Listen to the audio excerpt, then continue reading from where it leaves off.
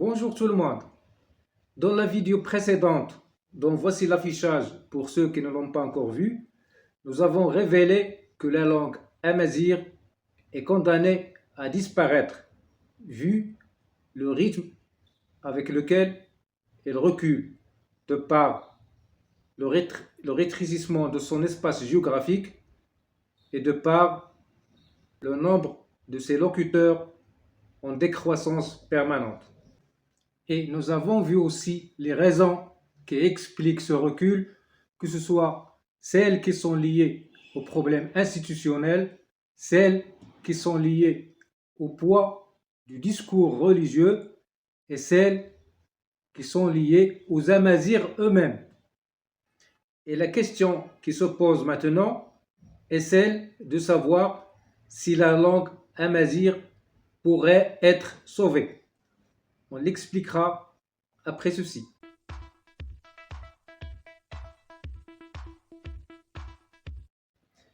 D'après l'UNESCO, il existe environ 6000 langues réparties à travers le monde.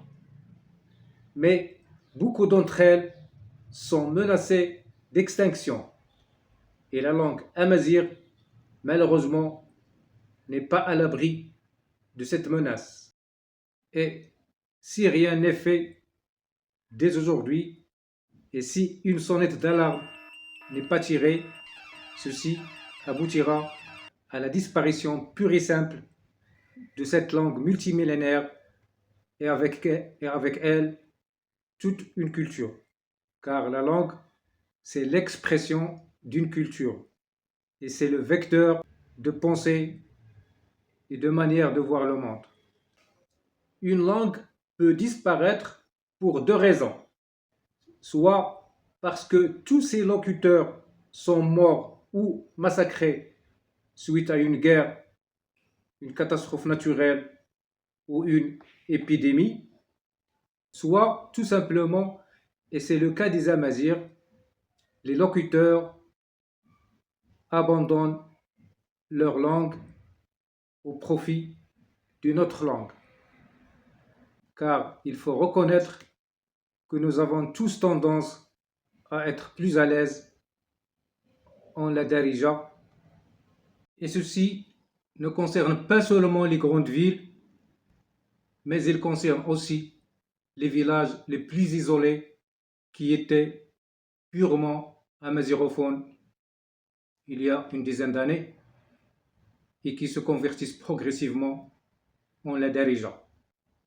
Mais la darija, on le sait, n'est qu'une dérivée de la langue arabe, même si on y trouve des termes amazirs comme wakha, bzaf, yak, lalla, tanz, l'mlara, et ainsi de suite.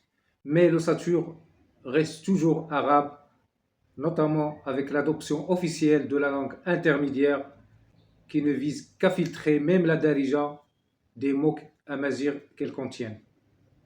Alors, puisque la menace est bien réelle, quelles sont les mesures à prendre qui pourraient éviter la disparition et l'extinction de la langue amazigh? À mon avis, il y a des mesures qu'il faut prendre à l'échelle étatique et institutionnelle et des mesures qu'il faut prendre à l'échelle individuelle. Commençons d'abord par les mesures que les États concernés doivent prendre. Tout d'abord, on ne peut pas trouver une solution à un problème si on n'a pas une prise de conscience de son existence. Car si les États ne sont pas conscients ou tout simplement ils ferment les yeux sur la menace de disparition de la langue amazigh, celle-ci sera abandonnée à son sort et laissée à son destin. Et si la disparition de la langue amazigh constituera un soulagement pour certains, il ne demeure pas moins vrai qu'il aboutira à l'appauvrissement de la culture de toute la région. Car désormais, l'Afrique du Nord ne sera plus la même et tout le monde en sortira perdant. Deuxièmement, il faut qu'il y ait au sein de ces États une volonté politique de promouvoir et de développer cette langue, et ceci à travers l'instauration des institutions susceptibles de promouvoir et de développer académiquement cette langue, et à travers l'exploitation des institutions déjà existantes, en commençant par l'introduction de cette langue dans les écoles, dans les mosquées et dans les administrations publiques, ainsi que l'élargissement de son champ d'application à travers les théâtres, le cinéma et les médias officiels, à l'aide des institutions qui s'occuperont de la documentation et de l'archivage des œuvres littéraires, scientifiques et artistiques établies en langue amazigh et qui font le suivi régulier de l'évolution de l'état des choses. Troisièmement, rompre avec la politique de discrimination linguistique, car l'identité culturelle et linguistique fait partie intégrante des droits de l'homme, et éviter de se soumettre littéralement aux recommandations de la Ligue arabe qui vise à effacer toute diversité linguistique dans la région.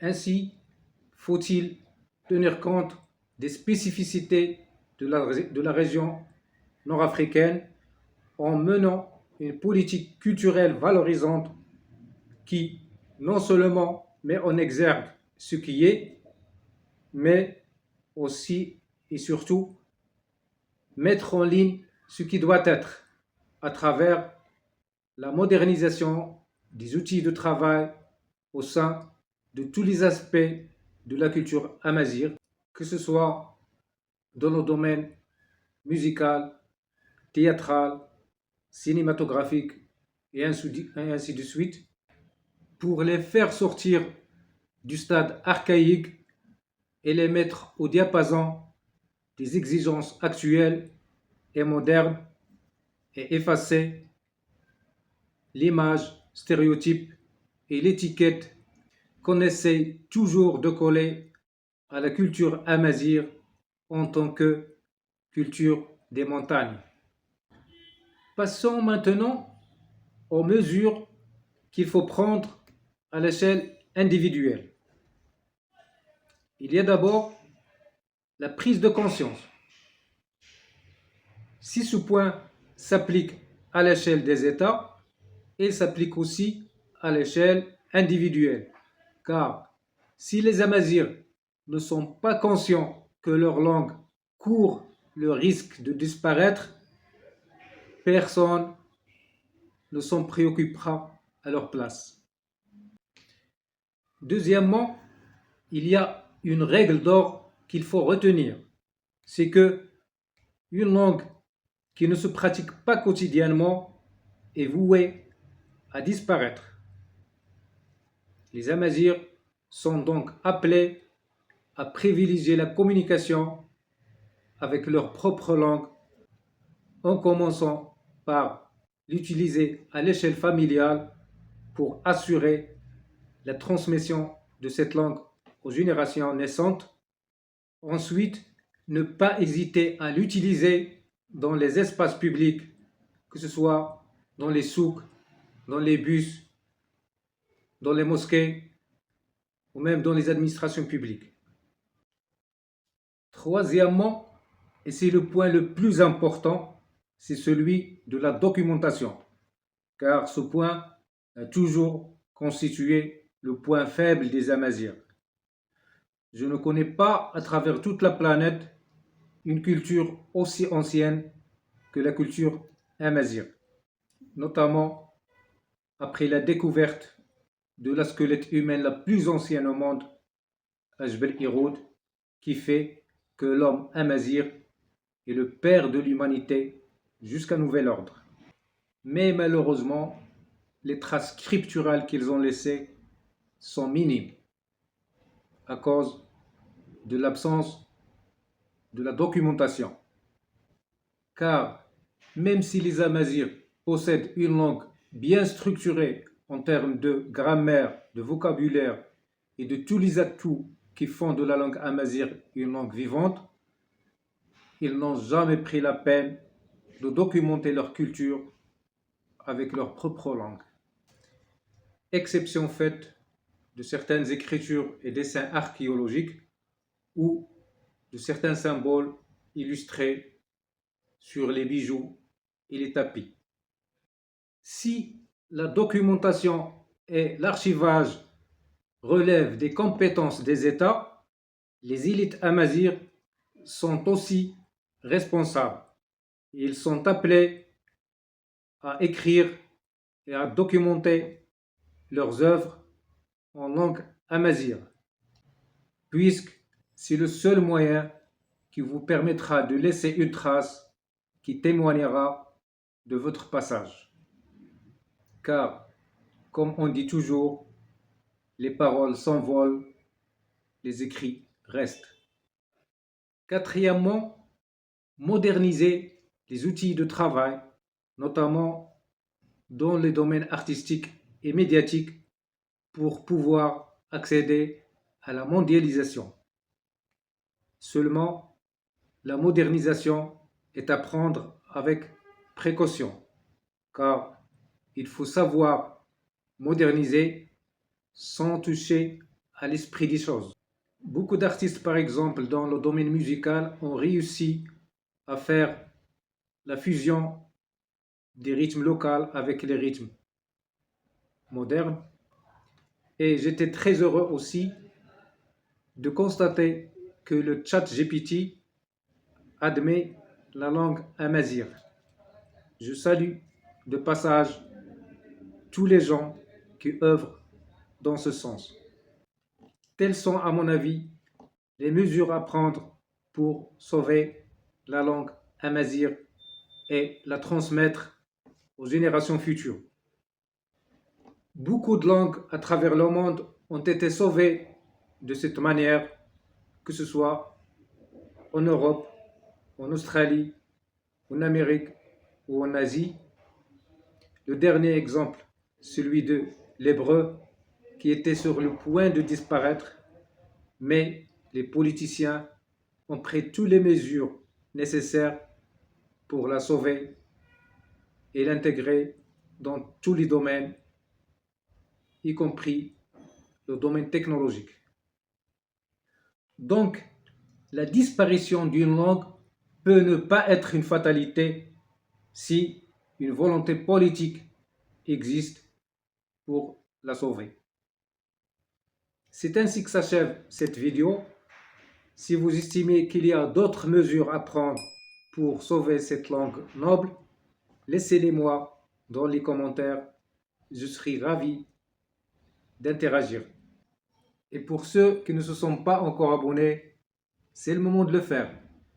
Et pour plus de vidéos, tapez seulement Viens savoir. À la prochaine!